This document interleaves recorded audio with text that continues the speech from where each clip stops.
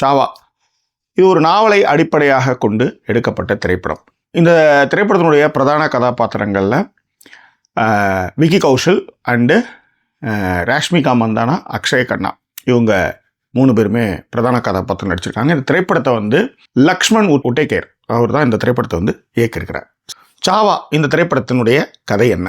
நம்ம எல்லாருக்குமே தெரியும், சத்ரபதி சிவாஜி அவுரங்கசீப்பு புலிநகரத்தில் வந்து தப்பிச்சு வந்தார் இப்படின்ற மாதிரி சிறு வயதில் நம்ம இந்த கதைகளை நம்ம நிறையவே படிச்சிருப்போம்.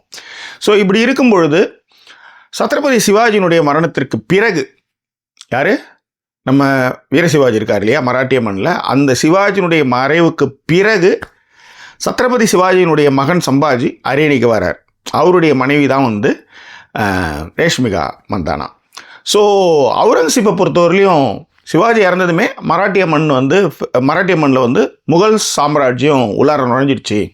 ஸோ அதனால் இனிமேல் அந்த பக்கம் நம்மளுக்கு பிரச்சனை இல்லை அப்படின்னு அவுரங்கசீப் நினச்சிட்ருக்கார். அவுரங்கசீப் வந்து கதாபாத்திரத்தில் அக்ஷய் கண்ணா நடிச்சிருக்காரு, சூப்பராக பண்ணியிருந்தார்.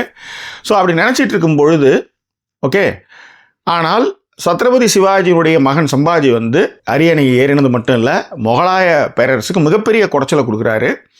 ஸோ எப்படியா இருந்தாலும் இந்த சிவாஜி அதாவது மராத்திய மண்ணில் மராட்டியர்களை அழித்து முகல்ஸை வந்து அங்கே உள்ளார எடுத்துகிட்டு போயாகணும் அப்படின்றது அவுரங்கசீப்போடைய ஒரே தாட் ப்ராசஸ். அதனால் அவர் என்ன சொல்கிறாருன்னா, இதுக்கப்புறம் நான் வந்து இந்த முடிசூடுறத கூட வந்து நான் வந்து அதை அழித்ததுக்கு பிறகு தான் அந்த முடிசூடிக்குவேன் அப்படின்ற மாதிரி ஒரு சபதத்தை அவுரங்கசீப் எடுக்கிறாரு. அந்த சபதத்தில் அவுரங்கசீப் ஜெயிச்சாரா இல்லையா அப்படின்றதான் இந்த திரைப்படத்துடைய கதை.